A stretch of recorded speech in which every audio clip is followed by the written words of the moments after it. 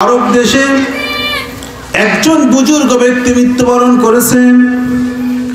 এই বুজুর্গ ব্যক্তি মৃত্যুবরণ করার পরে মানুষগুলো বুজুর্গ ব্যক্তিকে দাফন কাফন করেছেন। আর এই দাফন কাফন করার পরে বেশ কয়েক বছর পরে 5 থেকে 6 বছর পরে ওই এলাকায় আরেকজন মহিলা মৃত্যুবরণ করেছেন। এই মহিলাটাকে যখন মৃত্যুবরণ করলেন, মানুষগুলো তখন বলা বলি করলেন,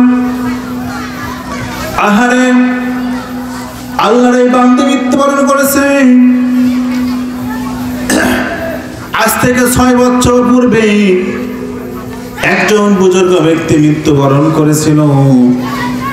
চলো আমরা সকলেই সেখানেই এই বান্দাকে দাফন কাফনের কাজটা সম্পন্ন করি, সেখানেই তার কবরটা করা হোক। আল্লাহর এই বান্দাগুলো তখন কবর খোঁড়ার জন্য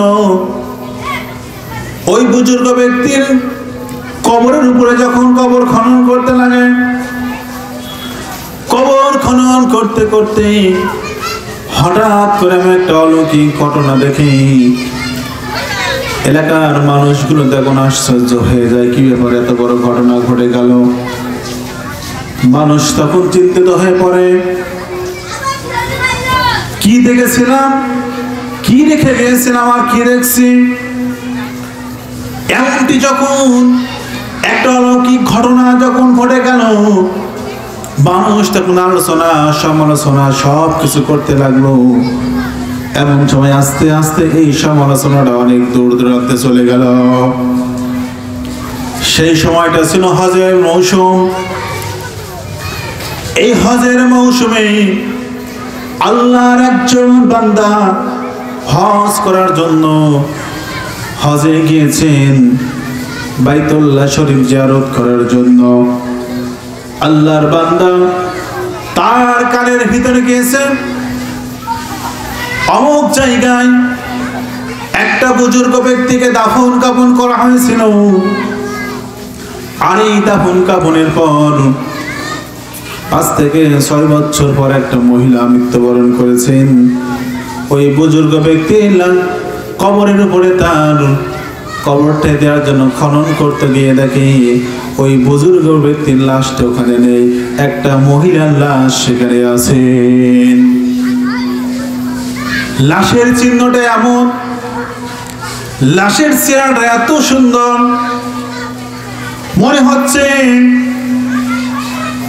আল্লাহর এই বান্দাকে সকালবেলায় দাফন করেছেন। সকালবেলায় দাফন করলে বিকেল বেলায় যদি খোঁজ নেওয়া যায়, লাশের গায়ে কোনো ক্ষত চিহ্ন নাই।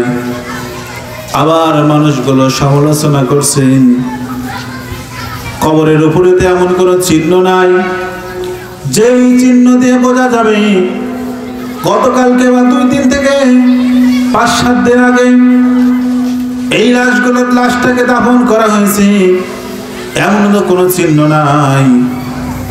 মানুষগুলো আশ্চর্য হয়ে বলল, কি আবার কি হয়েছে, বিষয়টাই বুঝতে পারলাম না। হারে,